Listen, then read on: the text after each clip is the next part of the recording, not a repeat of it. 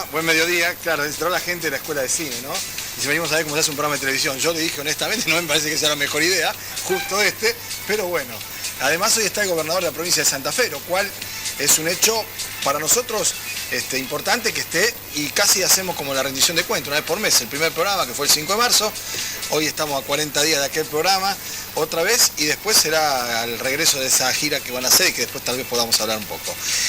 Bueno, el tema central, y ayer veíamos reflejado esto en la tapa de algunos periódicos, y nosotros decíamos, debe ser el tema, tiene que ser el tema central de la agenda, no que interrumpa la agenda de otros temas para abocarse a la cuestión de la seguridad y lo que pasa en la ciudad de Rosario, sino que ese es el tema, se interrumpirá eso para abocarse a la reforma, al acuerdo con los docentes. En definitiva, la noticia la damos ahora, acaba de hacerse el escrutinio por 31.000 y pico de votantes, 21.000 que sí, 11.000 que no, pero se ha aceptado y se ha saldado el conflicto con los docentes en la provincia de Santa Fe, con lo cual arranca ahora ya sin pausa el ciclo lectivo. Creo que es una buena manera de comenzar la charla, ¿no? Sí, una buena noticia. Siempre hay temas del día, la realidad nunca nos deja demasiado tranquilos para disfrutar la bonanza. Siempre hay temas de coyuntura. Evidentemente el tema, yo diría más que la inseguridad, la violencia, ¿no? La violencia que fundamentalmente en este último periodo de estos meses en la ciudad de Rosario, también en alguna medida en Santa Fe, tiene mucho que ver con este fenómeno de los enfrentamientos entre grupos violentos, entre personas con antecedentes delictivos, integrantes de asociaciones delictivas, algunos con varias entradas en la policía, con sentencias previas. Bueno, todo ese submundo de personas vinculadas al delito y que evidentemente están ejerciendo acciones de suma violencia, ¿no? Y que terminan en homicidios como los que hemos tenido en estos meses. Así que bueno, estamos siempre trabajando en el tema de seguridad porque nunca deja de ser un tema de agenda, pero en estos días hemos profundizado algunas reuniones y algunas acciones comunes, sobre todo con el Ministerio Público de la Acusación, con los fiscales, que tienen un rol clave, ¿no? Porque acá ya no estamos hablando tanto de prevención, es decir, del delito que se puede prevenir con la presencia policial. Es evitar la impunidad y conseguir el esclarecimiento. Esclarecer estas situaciones y lograr que estas personas, que la mayoría tendrían que estar detenidas, tendrían que estar con condena, bueno, estén donde deben estar, ¿no? Ahora, claro, uno ve lo que ha ocurrido en las últimas horas. Ahora se ha dado la información de que este hombre que fue acribillado en Saladillo ayer a las 4:30 de la tarde y que en la balacera hirieron a un pibito de 8 años en el rostro. Era uno de los testigos que tenía que ser presentado por la defensa de los canteros en el juicio que se terminó ahora con grandes sentencias, que no fue finalmente a declarar en marzo porque desistieron que fuese, pero que era uno de los testigos por el crimen de Demarre. Sí, sí. ¿No? Y más hay fotos del momento en el que estaba en el ECA visitando a Cantero cuando estaba agonizando el pájaro. Quiero decir, es evidente que hay un microclima, hay grupos, hay bandas y demás, y uno se pregunta en qué punto falla la estructura del combate contra el delito, porque la policía va si le dan las órdenes de allanamiento, hace los procedimientos y los fiscales apuntan a dónde tienen que ir. Ahora, hay gente que, como bien decía, está con un prontuario y con una hoja de ruta muy conocida, porque con tantos crímenes, yo no creo que haya tantos criminales, no es uno por cada uno. Acá hay un grupo de 20, 30 o 40 que evidentemente, o los bolas negros, o las motos tornado, que se reiteran y que no lo encuentran. Yo creo que acá hay dos fenómenos superpuesto, ¿no? Por un lado, un delito que se ha hecho más complejo, ¿no? El fenómeno de las organizaciones delictivas, de organizaciones, grupos que tienen distintos roles, que se dedican a distintos delitos, pero que uno de ellos, el más importante en general, es el narcotráfico, que después tienen que tener conexiones con profesionales para blanquear ese dinero de alguna manera y convertirlo en propiedades o en vehículos o en otro tipo de inversiones. Bueno, esas organizaciones más complejas requieren también una acción mucho más sofisticada del Poder Judicial, de la propia policía en la investigación, y después necesita un trabajo de articulación entre la justicia provincial y la federal, porque en ese hueco que va quedando entre las dos se van filtrando muchas de estas situaciones, ¿no? Es decir, el delito más importante es el narcotráfico, es la actividad principal de la mayoría de estas personas. Ahí tiene que actuar la justicia federal, por diversos motivos no siempre se logra que esto sea oportuno, efectivo, que esté en el lugar donde tiene que estar en el momento donde se necesita. Muchas veces la justicia provincial termina las investigaciones y las deriva al fuero federal. No quiero hablar de que haya mala voluntad ni falta de vocación, pero evidentemente no hay estructura suficiente. Pero bueno, por un lado, pero esto no es una explicación, esto es lo que tenemos que mejorar. ¿no? Eso es lo que iba a decir, esto es lo que hay que mejorar.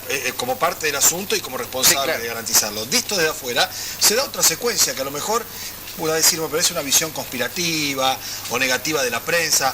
Cada vez que hay un reclamo, un pedido del Poder Ejecutivo de la provincia o de la provincia a que accione la justicia federal, en el accionar de la justicia federal ha involucrado a un policía. No digo que inventen causa ni mucho menos, desde ya. Es feo, es malo, es triste que haya... A ver, en la causa de los monos, la mitad eran policías, no de los 25 condenados y absueltos. Ahora, cuando se mueve la justicia federal, afecta también en la estrategia o el área de seguridad de la provincia. Sí, sí, yo no quiero, digamos, generar ninguna polémica. Por eso. Pero hay evidentemente un choque ahí. Pero lo que evidentemente necesitamos mucha más presencia, particularmente en esta región. Ustedes imagínense que la Justicia Federal de Rosario no involucra solo la jurisdicción de Rosario, tiene todo el sur de la provincia prácticamente. Tenemos un juzgado federal creado en Venado Tuerto hace por lo menos 4 años que todavía no está funcionando, claro, porque siempre le falta un empleado, le falta un defensor. Bueno, hoy veía en la capital que Gonzalo Cerro pide 2 juzgados más o 2 sí, por supuesto, todo lo venimos pidiendo desde hace años. Así que bueno, esta es un poco quizás la dificultad, pero lo tenemos claro. Me parece que, y en estas reuniones que hemos tenido estos días con los fiscales de acá de Rosario, donde hemos encontrado muy buena predisposición, tenemos que enfocarnos en ese círculo rojo, por decirlo de alguna manera, o negro, podríamos decirlo del color que quiera, un círculo pequeño, de 30, 40, 50 personas con antecedentes que están identificados. Yo estoy seguro que el jefe de la Policía de Investigaciones, Daniel Corbellini, podría darnos el listado, y seguramente los fiscales de Rosario también lo tienen. Ahora hay que cerrar el cerco y lograr que estas personas, tengan los juicios que corresponden, como lo tuvieron los monos, tengan las condenas que corresponden, y de alguna manera podamos desmembrar esas segundas o terceras líneas. Hoy podemos asegurar que quienes comandaban las organizaciones delictivas de Rosario, la mayoría, aquellos que no han perdido la vida en estos enfrentamientos, están presos, están detenidos, están condenados en muchos casos. Ahora hay segundas y terceras líneas, tenemos que ir por esos. Bien, cambiamos de tema. ¿En qué situación está el vínculo con la Nación a partir de la deuda que 31 de marzo han sido más que pacientes, prudentes, diría yo, hasta de modo de ver, de excesivamente, porque no vino ni la propuesta, ni hay siquiera un plan de pago, ni plazo? No, propuesta ha habido, ha habido una propuesta, fue hace un poco más de un mes, 20 días antes del 31 de marzo hubo una propuesta. Bueno, sí, pero digo, ¿sabe qué es? Sí, es una propuesta que tiene 2 componentes, un componente en bonos y un componente en obras. Inicialmente estaba muy lejos de nuestras expectativas, pero bueno, en estos casi 30 días que han transcurrido hemos hecho varias contrapropuestas, en algunas hemos logrado un resultado favorable, pero todavía estamos lejos, pero seguimos avanzando. Bueno, no es cuestión de por un plazo formal agotar la posibilidad o perder la posibilidad de una negociación. ¿No hay previsto en lo inmediato ninguna participación o recurrir a la Corte otra vez? No, hemos informado a la Corte de cómo está la situación para mantenerlos al tanto, pero bueno, vamos a agotar en las próximas semanas esta instancia de buscar acercar las posiciones hasta un punto razonable para nosotros. Esto, Pablo, por supuesto, por la envergadura de este acuerdo, no es un acuerdo que vaya a tomar yo solo la responsabilidad, sino que lo voy a compartir con la legislatura, así que estamos tratando de llegar al mejor acuerdo posible, y si no, obviamente nos queda siempre el resorte de volver a las medidas judiciales en la Corte Suprema de Justicia. Ya que aludimos a la legislatura, ahí se dirime el tema de la reforma, ¿no? Sí. Están optimistas. Yo tengo una percepción. A ver.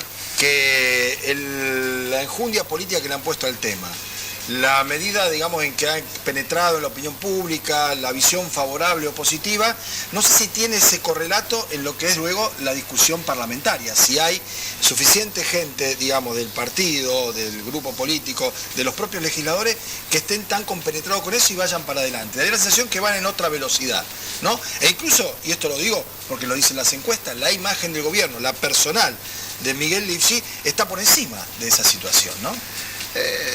Yo creo que el tema es por demás de importante, no es nuevo, lo venimos discutiendo hace años, o sea, nadie puede alegar que se sorprendió, que no tuvo tiempo para pensarlo, se viene hablando de proyectos de constitución desde hace años.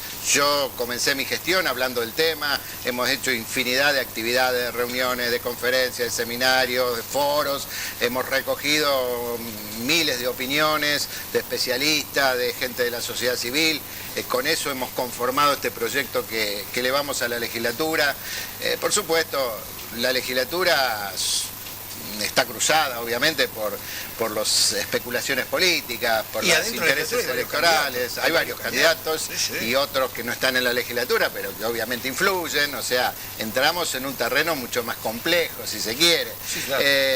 Pero bueno, yo apelo a que haya madurez y que por primera vez podamos dar un ejemplo de que no estamos mirando el corto plazo, de que estamos mirando el futuro, que podemos ponernos de acuerdo en cosas que tienen que ver con el futuro de los santafesinos.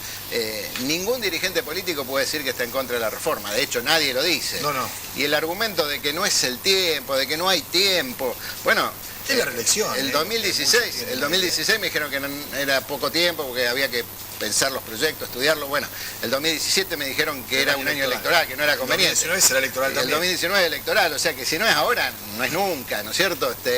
El tema de la reelección, es más, yo lo digo, yo no lo pongo como una condición, quedará en todo caso para que lo resuelva la Asamblea Legislativa, si hay una mayoría... La constituyente. La constituyente, claro, perdón, la constituyente. Además, si hay una mayoría de los espacios políticos que no consideran conveniente la reelección, seguramente entonces la constituyente le pondrá algún obstáculo, pondrá alguna cláusula transitoria, pero no es para mí, es el tema fundamental. Yo quisiera avanzar igualmente con el proceso de reforma, eso lo he planteado muchas veces.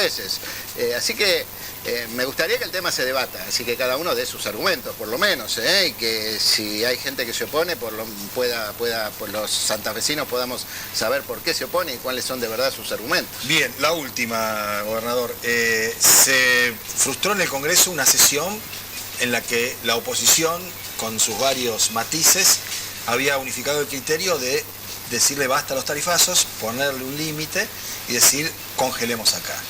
Esto es una ucronía. Siendo gobernador, no lo voy a hacer por ahí como diputado, pero si fuera sido diputado, ¿hubiera entrado, dado quórum y votado eso?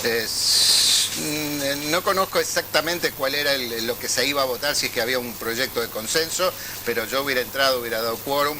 Me parece que es un tema que debe discutirse nacionalmente. Está claro que este es un tema nacional que nos repercute a todas las provincias, pero creo que en estos días ha quedado claro que tiene que ver con una estrategia, con una política nacional, y me parece que debe ser discutida, y si el gobierno no está dispuesto a escuchar, no está dispuesto a repensar o a reformular la estrategia, me parece que el Congreso Nacional es un buen ámbito.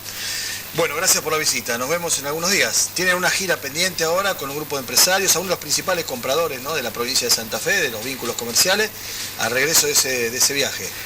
Sí, esto va a ser a fin de mayo, una semana, así que a regreso podemos estar nuevamente por acá. Bueno, muchísimas gracias por haber venido. Gracias, Pablo. Hacemos una pausa. Cuando volvamos están Oscar Bertone y... ¿Bertone no llegó? Bueno, está Richardino, lo mejorcito de la casa. Ya venimos.